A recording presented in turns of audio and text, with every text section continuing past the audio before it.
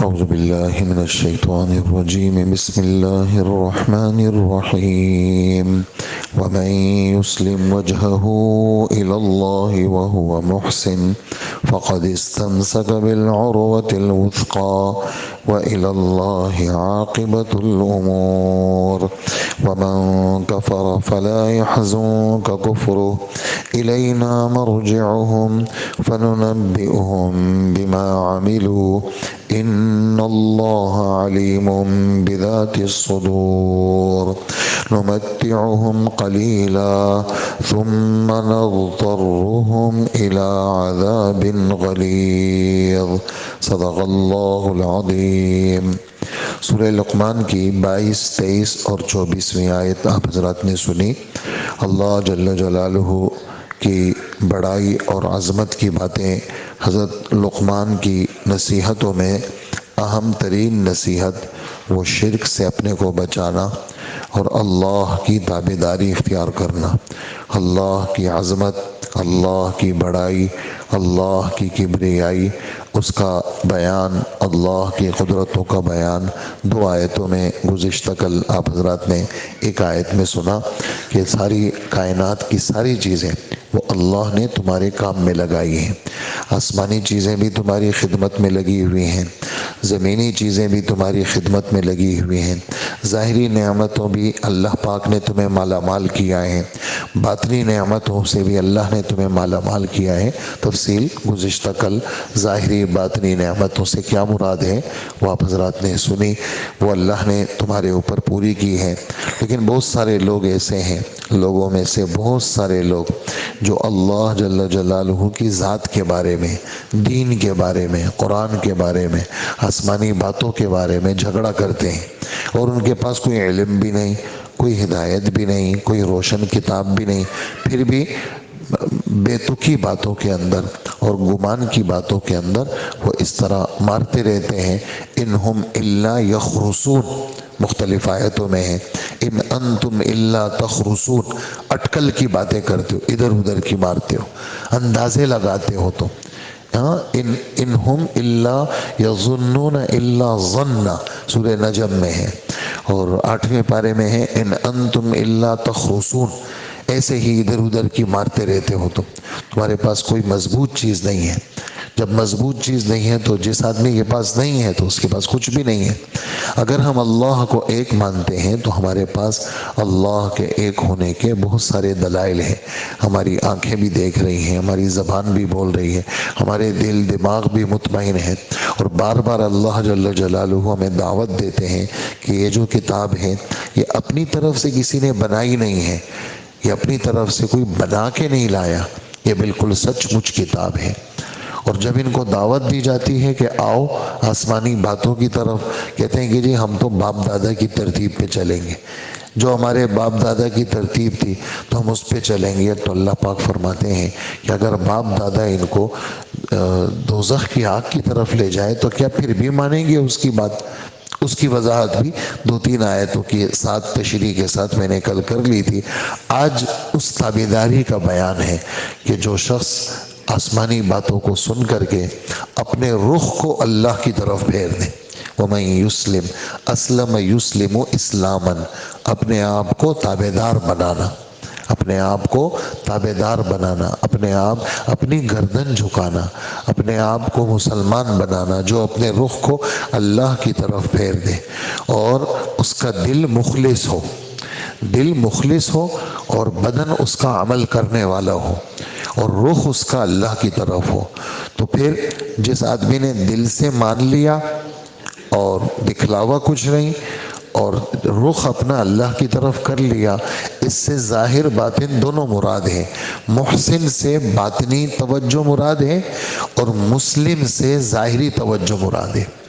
محسن سے یعنی احسان، ہماری اردو کا احسان مراد نہیں ہے یار مجھ پہ احسان کرو، وہ ظاہری خرچ یا ظاہری مدد سے تعبیر کی جاتی ہے. شریعت کا جو احسان ہے وہ کیا ہے؟ وہ دل سے اللہ کے لیے کسی کام کو کرنا، شریعت میں احسان اس کو کہتے ہیں. اسی وجہ سے محسن کا ترجمہ مخلص سے کرتے ہیں. تو مسلم ظاہری اپنے ظاہر کو متوجہ کرو اور محسن اپنے باطن کو متوجہ کرو. دل سے بھی اللہ کی طرف رخ ہو اور ظاہر بھی تمہارا اللہ کی طرف ہو. جیسے ہم نے نماز پڑھی، ہمارا ظاہر اللہ کی طرف تھا، تو اب دل اللہ کی طرف ہے یا نہیں تو یہ اللہ کو پتہ ہے کہ اس بندے کا دل کہاں ہے. تو اللہ پاک فرماتے ہیں جس نے اپنا ظاہر اللہ کی طرف کیا اور دل بھی اس کا اللہ کی طرف ہو، اب بات بن گئی یہ ہے کہ اس نے مضبوط کڑا پکڑ لیا. عروہ کڑے کو کہتے ہیں. اسلام کو تشبیہ دی ہے دنیا کے ایک کڑے کے ساتھ، اور ہمارا اسلام کی طرف آنا ہمارے اس کو تشبیہ دی ہے پکڑنے کے ساتھ. اس کو جیسے آدمی بس میں سوار ہے، سیٹ نہیں ہے، بس میں سوار ہے سیٹ نہیں ہے، تو آدمی اس کو پکڑ لیتا ہے کہ بھئی کہیں بریک لگے، کہیں گاڑی سپیڈ مارے تو میں جھٹکا نہ لے لوں. جہاز میں بیٹھا ہے، اپنی گاڑی میں بیٹھا ہے تو آدمی بیلٹ باندھ لیتا ہے، کوئی خدا نہ کرے کوئی جھٹکا لگے تو وہ بیلٹ اس کو روک لیتا ہے. اسی طرح جو آدمی مسلم ہے اس نے مضبوط کڑے کو پکڑ لیا. اور یہ مضبوط کڑا ہم تیسرے پارے آیت الکرسی کے بعد والی آیت لا اکراہ فی الدین قد تبین الرشد من الغی فمن یکفر بالطاغوت ویؤمن باللہ، جو شیطانوں کا منکر بنے اور اللہ پر ایمان لائے فقد استمسک بالعروۃ الوثقی، اس نے آسمانی مضبوط کڑے کو تھام لیا. لا انفصام لہا، یہ آسمانی مضبوط کڑا ٹوٹے گا نہیں. مولانا شبیر احمد عثمانی تفسیر عثمانی میں لکھتے ہیں چھوٹ تو سکتا ہے لیکن ٹوٹ نہیں سکتا.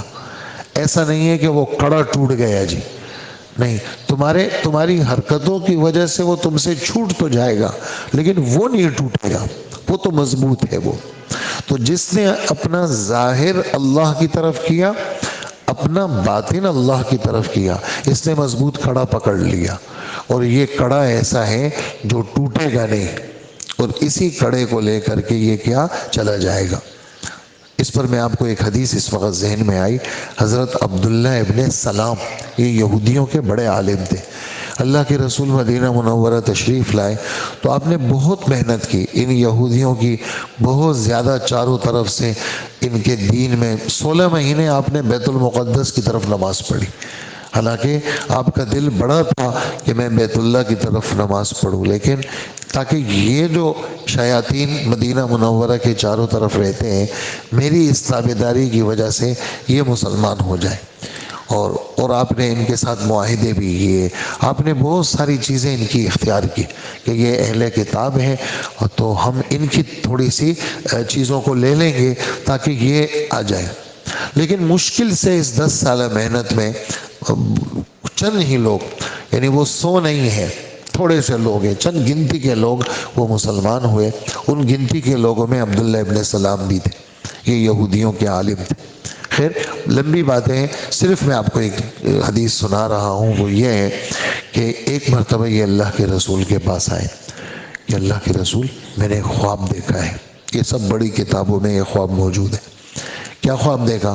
کہا میں نے خواب دیکھا ہے کہ میں ایک ہرے بھرے باغ میں ہوں اور جو ہے وہ اوپر میں دیکھتا ہوں کہ ایک کڑا سا ہے اور میں رسی آئی اس کے ساتھ ایک کڑا، میں نے اس کو پکڑ لیا اور پکڑ لیا تو وہ کھینچتی چلی گئی، میں اس کے ساتھ چلتا چلا گیا اور بس وہ میں نے اس کو پکڑا ہوا ہے اور بس اسی میں میری آنکھ کھل گئی. آنکھ کھل گئی تو میں دیکھتا ہوں میرے ہاتھ ایسے ہی ہے، یعنی جیسے آدمی خواب میں کسی چیز کو پکڑتا ہے تو میں نے دیکھا جیسے ہی میں کھلا تو میرے ہاتھ ایسے مضبوط میں نے اس کسی چیز کو پکڑا ہوا ہے. حضور صلی اللہ علیہ وآلہ وسلم نے فرمایا یہ جو ہریالی تم نے دیکھی یہ تو اسلام ہے، یہ باغیچہ تم اندر باغیچے کے اندر ہو، یعنی اسلام کے اندر ہو، اور یہ جو کڑا ہے یہ اسلامی کڑا ہے جس کو تم نے پکڑ لیا ہے اور جو تم سے چھوٹا نہیں، اور اخیر تک اس کڑے نے تمہیں اٹھا لیا، یعنی یہی کڑا تمہیں جنت میں لے کے جائے گا.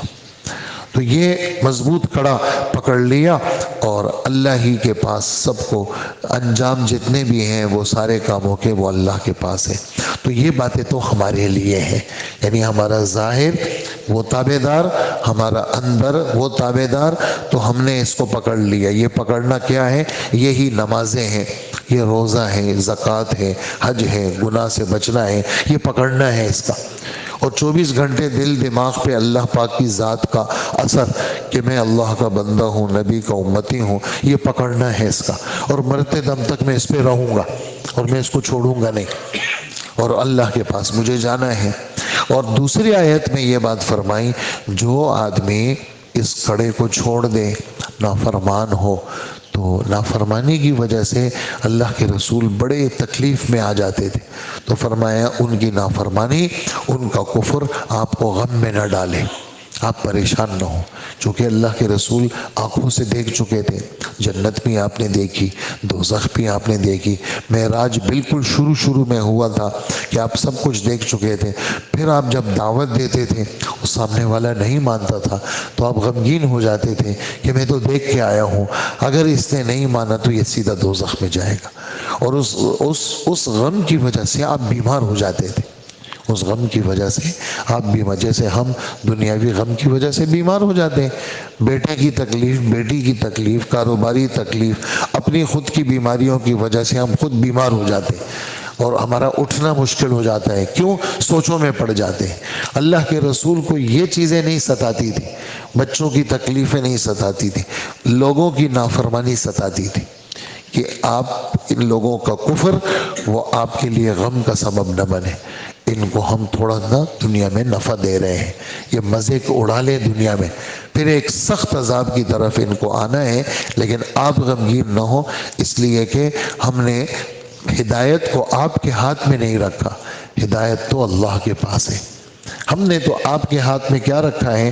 آپ صرف دعوت دیں گے، دعا کریں گے، فکر کریں گے، دعوت دیں گے، باقی مقدر میں جس کے ہدایت ہے وہ ہدایت یافتہ ہو جائے گا، اور جس کی قسمت میں نہیں ہے وہ ہدایت سے روگردانی اختیار کرے گا۔ یہ تھی ہمارے ان آیتوں کی وضاحت۔ اللہ جل جلالہ ہم سب کو عمل کی توفیق عطا فرمائے، اور ہمارا رخ اللہ مذہب اسلام کی طرف مرتے دم تک اللہ پاک ہمیں نصیب فرمائے۔ اور جو شخص فرما بردار بن کر وَمَن يُسْلِمْ وَجْهَهُ إِلَى اللَّهِ اپنا رخ اللہ کی طرف کرتا ہے اور مخلص بھی ہے، دل سے اس کو مانتا بھی ہے اور دل سے اللہ کا یقین رکھتا ہے، اور اپنا رخ ظاہر بھی اور باطن بھی، تو کیا ہوا؟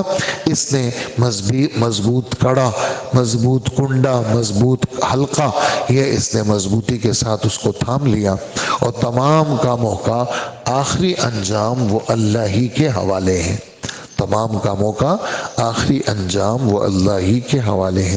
اور اے پیغمبر صلی اللہ علیہ وسلم، جو آدمی کافر بن جائے تمہیں اس کا کفر غم میں نہ ڈالے، صدمے میں نہ ڈالے، آخر انہیں ہمارے پاس ہی آنا ہے، پھر ہم ان کو بتائیں گے کہ کیا کیا دنیا میں تم نے عمل کیا۔ یقیناً اللہ سینوں میں چھپی ہوئی باتوں کو جانتے ہیں، ہاں اندر کے بھید وہ دنیا کی کوئی مشین نہیں بتا سکتی، لیکن اللہ کو سب پتہ ہے، کوئی فرد بشر نہیں بتا سکتا، لیکن اللہ کو ساری چیزیں پتہ ہیں۔ اللہ پاک قرآن میں فرماتے ہیں ان الانسان لربہ لکنود، انسان اپنے رب کا ناشکرہ ہے، وَإِنَّهُ عَلَى ذَلِكَ لَشَهِيدٌ، یہ اس ناشکری پر خود گواہ بھی ہے کہ میں بڑا ناشکرہ ہوں، وَإِنَّهُ لِحُبِّ الْخَيْرِ لَشَدِيدٌ، اور بے شک بات یہ پیسے سے بڑی محبت کرتا ہے، مال کی محبت وہ اس کے اندر گھسی ہوئی۔ افلا یعلم اذا بعثر ما فی القبور، اس کو اس بات کا یقین نہیں ہے جب قیامت کے دن یہ قبریں یوں پھٹ جائیں گی اور زندہ ہو کر کے یہ نکلے گا، وحصل ما فی الصدور، اور جو دلوں کے اندر چھپی ہوئی چیزیں تھی وہ بالکل واضح ہو جائیں گی۔ کسی کے سامنے نہیں ہے، لیکن اللہ کے سامنے سب چیزیں ہیں، اور تمہارا رب ان کی ہر چیزوں سے باخبر ہے۔ یہ سورہ عادیات کی وضاحت اس کے ساتھ لگ رہی تھی، تو میں نے آپ کے سامنے وہ آیتیں پڑھ کے سنائی۔ اللہ دلوں کے بھید کو جاننے والا ہے۔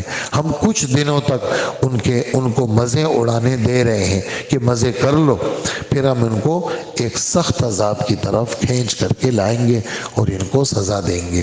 اللہ پاک ہمیں عمل کی توفیق عطا فرمائے۔ الحمدللہ والصلاة والسلام على نبينا محمد وآله وأصحابه أجمعين ربنا آتنا في الدنيا حسنة وفي الآخرة حسنة وقنا عذاب النار ربنا اغفر لنا ولإخواننا الذين سبقونا بالإيمان ولا تجعل في قلوبنا غلا للذين آمنوا ربنا إنك رؤوف رحيم نعوذ بكلمات الله التامات من شر ما خلق نعوذ بكلمات الله التامات من شر ما خلق نعوذ بكلمات الله التامات من شر ما خلق نعوذ بكلمات الله التامة من كل شيطان وهامة ومن كل عين لامة نعوذ بكلمات الله التامات من غضبه وعقابه ومن شر عباده ومن همزات الشياطين وأن يحضرونا وصلى الله وسلم على نبينا محمد وآله وأصحابه أجمعين آمين برحمتك يا أرحم الراحمين.